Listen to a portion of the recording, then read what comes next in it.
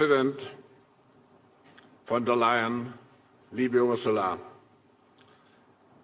at a time in history, as we have seen also in the speech of the First Lady, at a time in history during which unprecedented, unimaginable challenges demand exceptional leaders, it is a deep honor to have you with us to present your vision for the future of Europe and Europe's role in the world. I'm convinced that your commitment and your visionary leadership to a stronger and closer union, particularly during those times where Europe is really tested, have been so essential, your leadership, and will continue to be so. Madam President, we are excited to have us with you today. The stage is yours.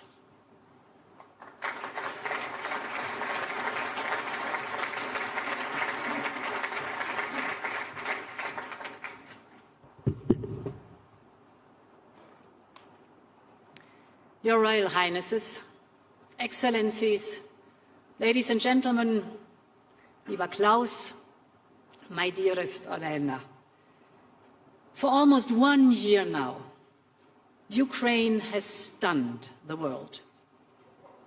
On that fateful February morning, many predicted that Kyiv would fall in a matter of days. But this did not account for the morale and the physical courage of Ukrainian people. Dearest Olena, you and your people, you have resisted the Russian invasion and pushed back against the aggressor, against all odds. Not even Russia's relentless attacks on civilians, and you have described them, or the specter of a brutal winter have shaken your resolve. In this last year, your country has moved the world and has inspired Europe. And I can assure you that Europe will always stand with you.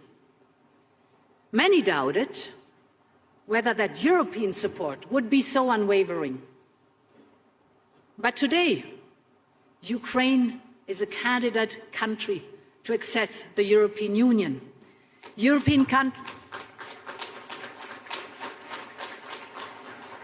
countries are providing more and more critical weapons to Ukraine. We're hosting around 4 million Ukrainians in our cities, our homes and our schools.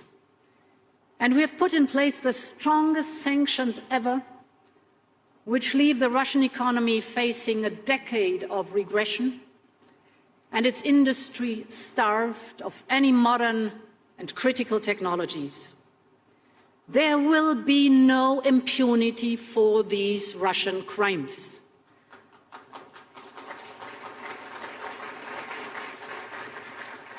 And, my friends, there will be no let-up in our steadfast support to Ukraine, from helping to restore power, heating and water, to preparing for the long-term effort of reconstruction. And to reaffirm that support, we announced yesterday that the Commission is delivering 3 billion euros of financial support. This is the first tranche of our 18 billion support package for 2023, the largest ever macrofinancial assistance to a third country. This is a strong message, and this will bolster Ukraine's financial stability, help to pay wages, ensure the running of hospitals and housing services and schools. I just want to say, my dearest Olena, and I think I can speak on behalf of this hall and this audience here, we are in it for as long as it takes and stand by our Ukrainian friends.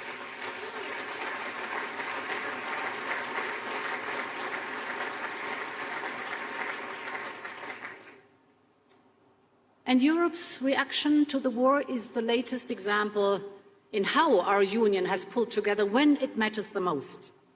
Take energy. A year ago, Europe had a massive dependency on Russian fossil fuels built over decades. This made us vulnerable to supply squeezes, price hikes, and of course vulnerable to Putin's market manipulation. In less than a year, Europe has overcome this dangerous dependency.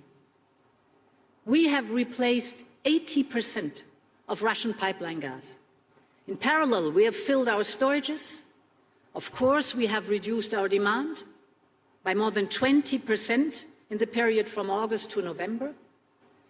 And through collective effort, we brought down gas prices quicker than anyone expected.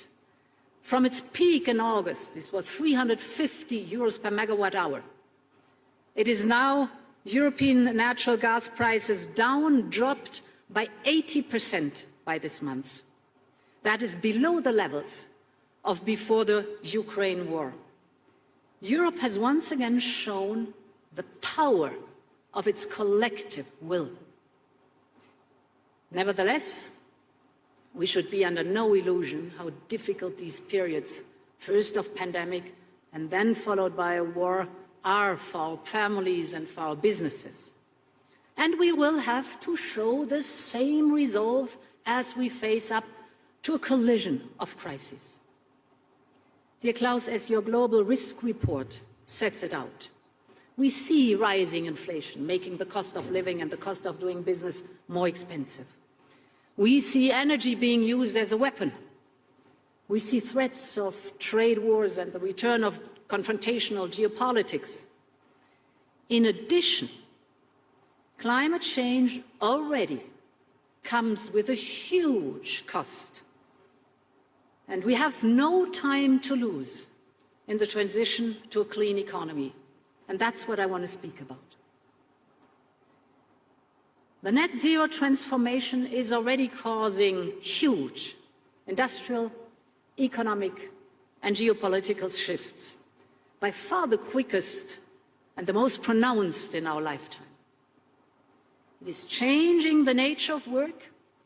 It is reshaping the nature of our industry. But we are on the brink of something far greater. Just think, in less than 3 decades, we want to reach net zero. In less than 3 decades, we have to reach net zero. But the road to net zero means developing and using a whole range of new clean technologies across our economy, in transport, in buildings, in manufacturing, in energy. The next decades will see the greatest industrial transformation of our times, maybe of any times. And those who develop and manufacture the technology that will be the foundation of tomorrow's economy will have the greatest competitive edge. So the scale of the opportunity is clear for all to see. The International Energy Agency estimates that the market for mass-manufactured clean energy tech will be worth around $650 billion a year by 2030, more than triple today's levels. To get ahead of the competition, we need to keep investing in strengthening our industrial base and making Europe more investment and innovation friendly. And that is what investors are looking closely at in the different markets for clean tech. Here in Europe, we moved first with the European Green Deal to set the path to climate neutrality by 2050. We have cast our net zero target into law to provide the predictability and the transparency business needs. We followed up with our investment firepower of Next Generation EU, that is our 800 billion investment plan, the Just Transition Fund and other instruments across the economy. This is unprecedented investment in clean technology across all sectors of the green transition. Clean tech is now the fastest growing investment sector in Europe, doubling its value between 2020 and 2021 alone. And the good news for the planet is that other major economies are also now stepping up. Japan's green transformation plan aims to help raise up to 20 trillion yen, around 140 billion euros, through green transition bonds. India has put forward a production-linked incentive scheme to enhance their competitiveness in sectors like solar photovoltaics and batteries. The United Kingdom, Canada, and many others have also put forward their investment plans in clean tech. And of course, we have seen the Inflation Reduction Act in the United States, the $369 billion clean tech investment plan. That means that together, the European and the United States alone are putting forward almost €1 trillion to accelerate the clean energy economy. This has the potential to massively boost the path to climate neutrality. But it is no secret that certain elements of the design of the Inflation Reduction Act raised a number of concerns in terms of some of the targeted incentives for companies. So this is why we have been working with our United States friends to find solutions, for example, so that EU companies and EU-made electric cars can also benefit from the Inflation Reduction Act.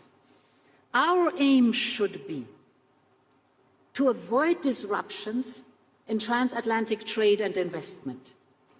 We should ensure that our respective incentive programs are fair and mutually reinforcing. And we should also set out how we can jointly benefit from this massive investment, for example, by creating economies of scale across the Atlantic or setting common standards. At the heart of the joint vision is our conviction that competition and trade are the key to speeding up clean tech and climate neutrality. And that means that we, Europeans, also need to get better at nurturing our own clean tech industry. We know that we have a small window to invest in clean energy and innovation and clean tech before the fossil fuel economy becomes obsolete. So we have an industry at the moment being challenged by the pandemic, supply chain issues and price shocks. We see aggressive attempts to attract our industrial capacities away to China and elsewhere. We have a compelling need to make this net zero transition without creating new dependency. We've learned our lessons from the fossil fuels. And we know that future investment decisions will be taken now, depending on what we do today. We, Europeans, have a plan, a Green Deal industrial plan. Our plan to make Europe the home of clean tech and industrial innovation on the road to net zero. Our Green Deal industrial plan will be covering 4 different pillars: the regulatory environment, financing, skills, and trade. The first pillar is about speed and access. We need to create a regulatory environment that allows us to scale up fast and to create conducive conditions for sectors crucial to reach the net zero goal that we've set ourselves. This includes, for example, wind, heat pumps, solar, clean hydrogen, storage, and other topics, for which demand is boosted by our next generation EU and Repower EU investments. To help make this happen, we will put forward a new Net Zero Industry Act. This will follow the same model as our CHIPS Act. The new Net Zero Industry Act will identify clear goals for European clean tech by 2030. The aim will be to focus investment on strategic projects along the entire supply chain. We will especially look at how to simplify and fast-track the permitting process for clean tech production sites. In parallel to this Net Zero Industry Act, we will reflect on how to make important projects of common European interest, the famous IPCEIs, faster to process, easier to fund, simpler to access for small and medium enterprises and for all our member states. The Net Zero Industry Act will go hand in hand with the critical Raw Materials Act. For rare earths, which are vital for manufacturing key technologies like wind power generation, hydrogen storage, you name it. Europe is today 98% dependent on one country, China. Or take lithium, with just 3 countries accounting for more than 90% of the lithium production, the entire supply chain has become incredibly tight. This has pushed up prices and is threatening our competitiveness, so we need to improve the refining, processing and recycling of raw materials here in Europe.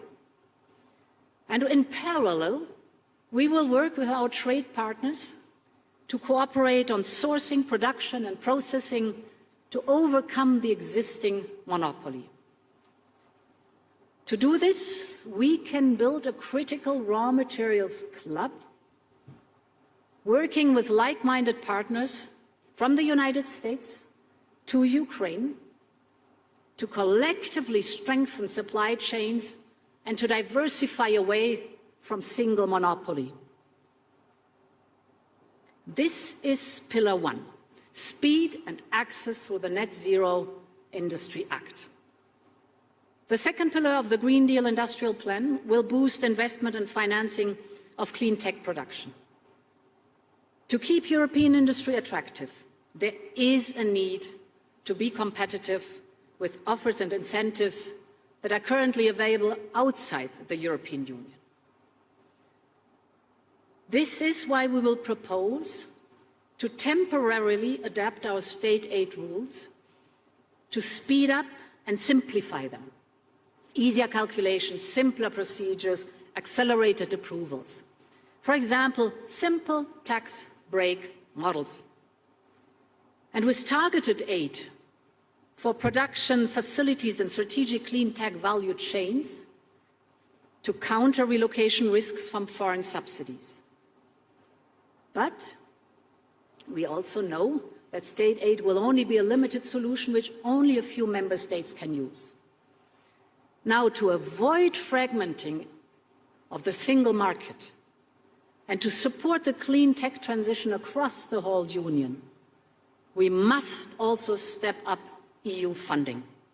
For the medium term, we will prepare a European Sovereignty Fund as part of the midterm review of our budget this year. This will provide a structural solution to boost the resources available for upstream research, innovation and strategic industrial projects. But as this will take time, we will look at a bridging solution where it is most needed to provide fast and targeted support. And to support this, we are currently working hard on a needs assessment. So the second pillar is funding and state aid. The third pillar of the Green Deal Industrial Plan will be developing the needed skills to make this transition happen. The best technology is only as good as the skilled workers who can install and operate it. And with a huge growth in new technologies, we will need a huge growth in skills and skilled workers in this sector. This will cut across all we do, whether it is regulation or finance, and will be the priority of our European Year of Skills. The fourth pillar will be to facilitate open and fair trade to the benefit of all. For clean tech to deliver net zero globally, there will be a need for strong and resilient supply chains. Our economies will rely ever more on international trade as the transition speeds up to open more markets and to access the input needed for the industry. So we need an ambitious trade agenda, including by making the most, for example, out of the existing trade agreements, for example with Canada, or for example with the United Kingdom, with which we are trying hard to sort out our difficulties. We're working on concluding agreements with Mexico, Chile, New Zealand and Australia, and to make progress with India and Indonesia. And we need to restart a conversation regarding the Mercosur agreement. Because international trade is key to helping our industry cut costs, create jobs, and develop new products. But by the same token, where trade is not fair, we must respond more robustly. China has made boosting clean tech innovation and manufacturing a key priority of its 5-year plan. That's good. It dominates global production in sectors like electric vehicles and solar panels, which are essential for the transition. But competition on net zero must be based on a level playing field. China has been openly encouraging energy-intensive companies in Europe and elsewhere to relocate all or part of their production. They do so with the promise of cheap energy, low labor costs, and a more lenient regulatory environment. At the same time, China heavily subsidizes its industry and restricts access to its market for European Union companies. We still need to work and trade with China, especially when it comes to this transition. So we need to refocus our approach on de-risking rather than decoupling. This means using all our tools to deal with unfair practices, including the new foreign subsidies regulation. And we will not hesitate to open investigations if we consider that our procurement or other markets are being distorted by such subsidies. We want to cooperate, we want to work together. Climate change needs a global approach, but it has to be a fair approach and a level playing field. Ladies and gentlemen, the story of the clean tech economy is still being written. And over the years I've been coming to Davos, I've heard many times that we are on the cusp of a period of creative destruction that the economist Joseph Schumpeter spoke of. His idea that innovation and new tech replaces the old, leaving the old industry and jobs behind. In many ways, this dynamic applies to the clean tech revolution of today and tomorrow. But I believe if Europe gets it right, the story of clean tech economy can be one of creativity. With the right focus on skills and people, with the right environment to make the most out of our world-leading innovation capacity. Europe already has everything it takes: talent, researchers, industrial capacity, investment. And Europe has a plan for the future. And this is why I believe the story of the clean tech economy will be written in Europe. Thank you very much.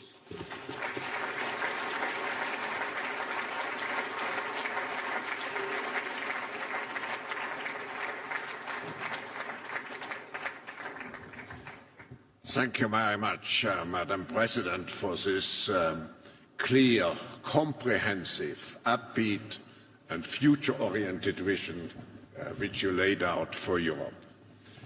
We have time for just maybe one or two questions, if you agree. And when you were here last time, we started to discuss the need to come together also for reconstruction of Ukraine.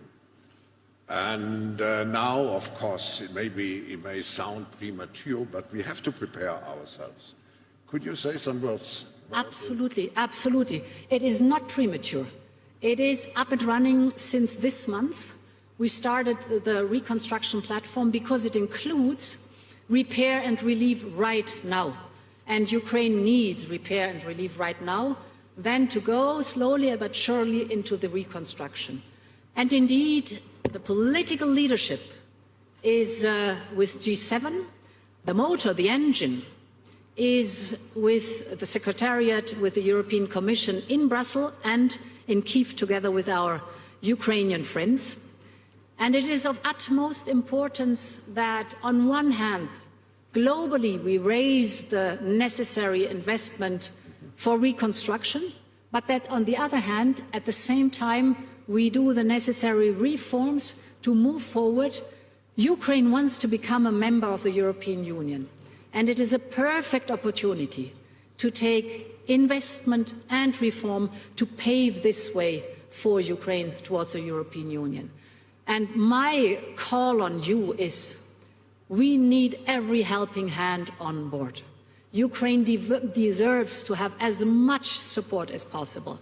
And what we need is not only investment with the public sector, but the private investment and your knowledge. You know so much in your respective fields. So we need your knowledge. We need every hand on board to really move forward with repair, relief at the very beginning, but also reconstruction. The people of Ukraine really deserve it.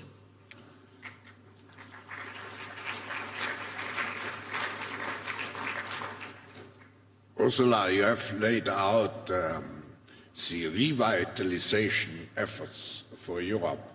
I would like to come back with maybe the last question to the role Europe is playing globally and in terms of, the geopolitical leadership, security and values. You have touched upon some of those points.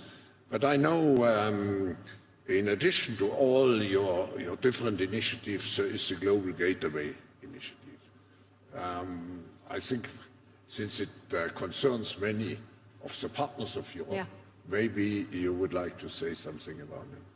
Global Gateway is our 300 billion investment plan for infrastructure abroad for the next 5 years. There's a huge need for investment in infrastructure, and we want to be the offer as a partner where there is the investment in the infrastructure coupled with the added value that stays locally, transparency, and reliability and predictability.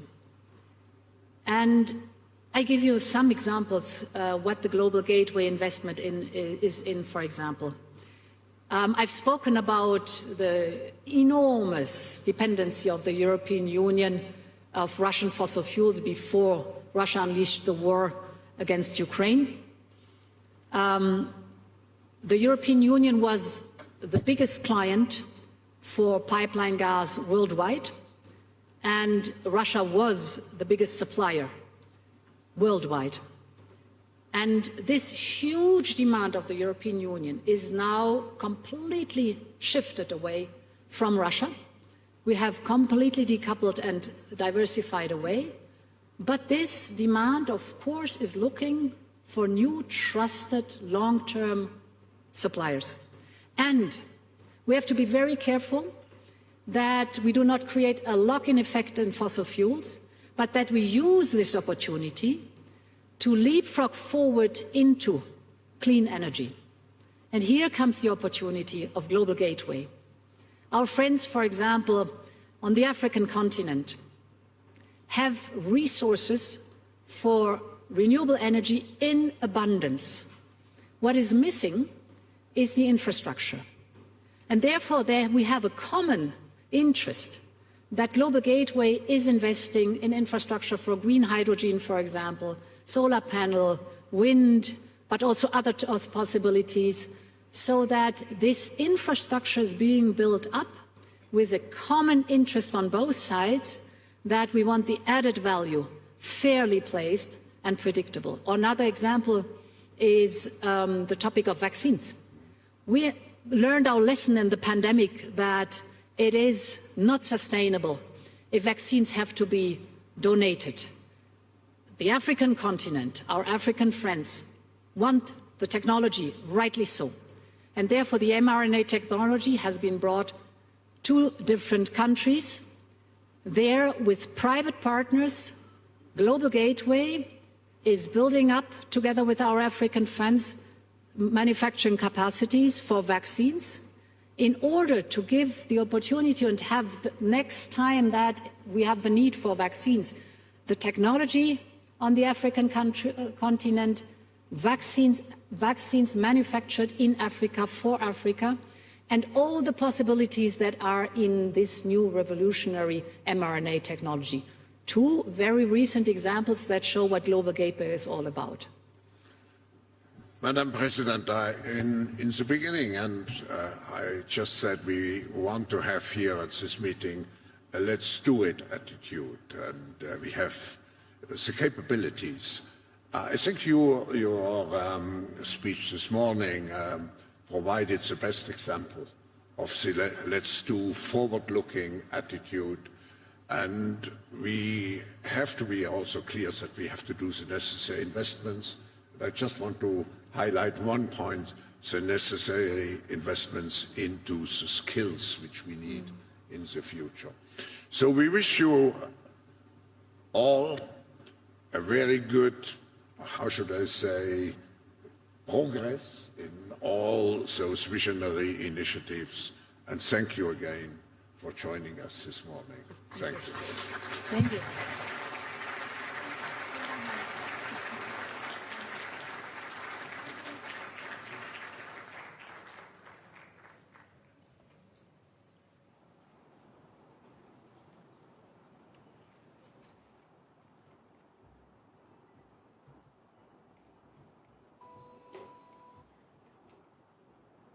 Ladies and gentlemen, please remain seated for the upcoming session. Ladies